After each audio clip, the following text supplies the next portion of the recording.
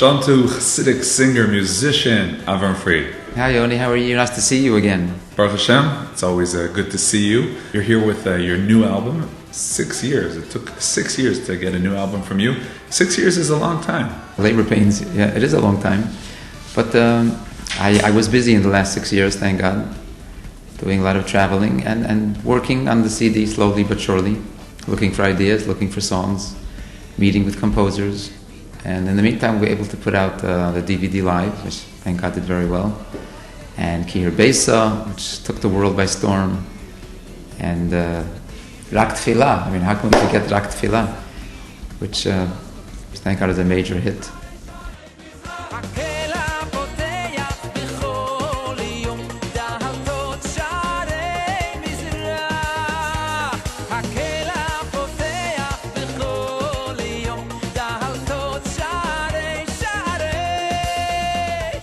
And how would you define this new album?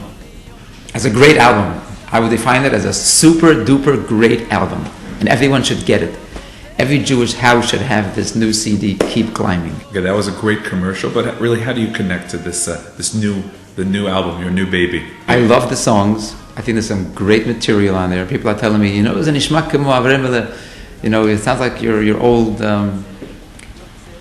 style. I don't know what I mean by that, but whatever, it sounds a good compliment. Some very great material there, some great messages. There are songs to cry to, there are songs to dance to, there are songs that will inspire, good messages. I just think it's a solid album, if I may say so myself. Keep climbing, don't let nothing stand in your way. Keep believing, pay no attention to what they say.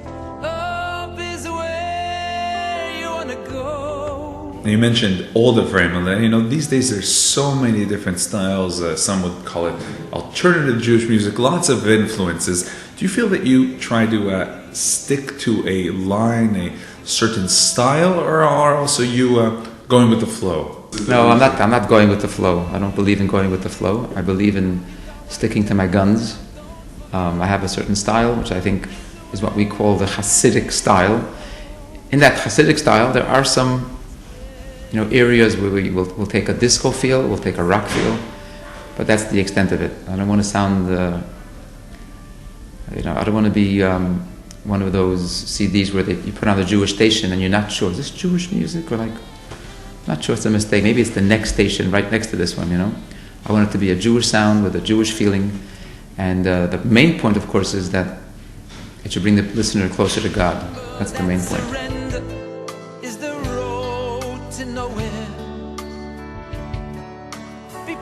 Many singers, they receive songs from composers and writers, and that's very nice. They get on stage, it's very impressive. But I understand that you are very, very involved in the musical process. Oh yes, every step of the way. I'm basically an army of one. I mean, I have friends who will help me, and my family helps me and advises me. This is not such a great song. This is a good song. But when it comes down to decision time, it's basically I look to God and I say, please give me the right,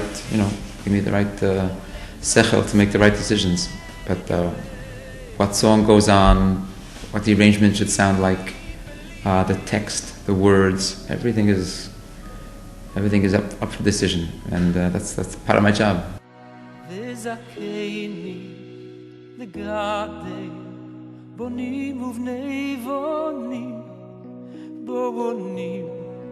Chachomim unevoinim Oyavei Hashem Yirei Elokim Anshei Emes Noizer HaKodesh.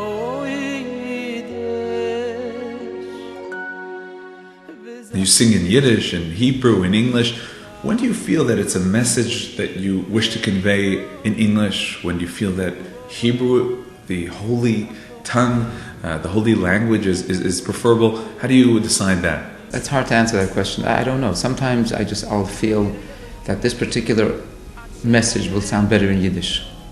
Sometimes I'll feel, for instance, on this album, Keep Climbing, I just felt can't say that in Yiddish. How would you say keep climbing in Yiddish? Which is funny. Kriech. How do you say keep climbing in Yiddish? So it's just very funny. Keep on krieching. Something like, it would just be weird. Sometimes a message will come which will sound great in Ivrit.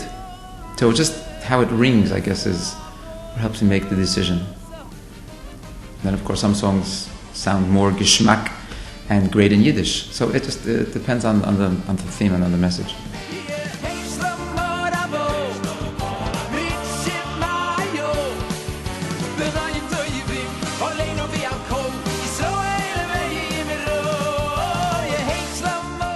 And we understand that you're still working on a few new projects. I'm working on a Israeli CD, which something it's already halfway recorded.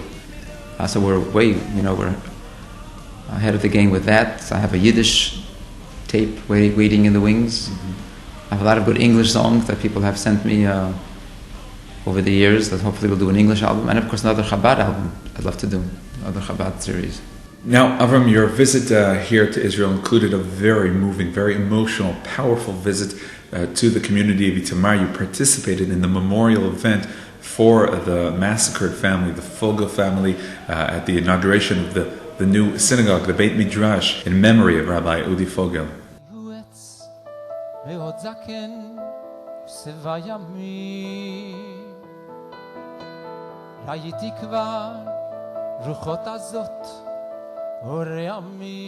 Heart-wrenching. We were in the house. I mean, how much more painful can you get? But the family is so amazing, and there was a part there later on in the program where we started singing Kihir Besa, and who gets up to dance and get the whole place going? The grandfather. So I look to heaven and I say, Mika Amcha Ki Yisrael, who such pain, such suffering, such tragedies, such unspeakable, unthinkable, and the grandfather is dancing.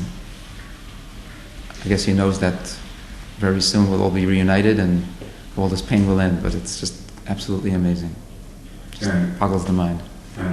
The tragedy boggles the mind, and how Jews react. Believing Jews it's incredible. They can dance and find the koyach to get up out of their seats, and not just to continue living, but to dance, get everyone else to dance. It's just, how do you explain that? It's above any logic. So you visit here a lot, Avraham Fried, and you're here on the stages and you're meeting the Israelis. How do you connect to the fact that you're here and you're singing about Jerusalem in Jerusalem, you're singing about Eretz Yisrael in Eretz Yisrael? That must be totally different than anything else. Yoni, I must tell you that by far, the Holy Land is the one place in the world where I feel a certain energy that I don't feel anywhere else. I feel like a certain part of my soul sings here that I don't tap into anywhere else.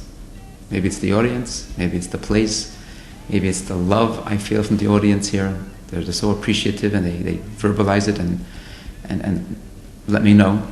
But there's no question about it that here is where my soul sings like no other place. Avraham Fried, thank you very much for joining us. Thank you. Chag Sameach. Chag Sameach.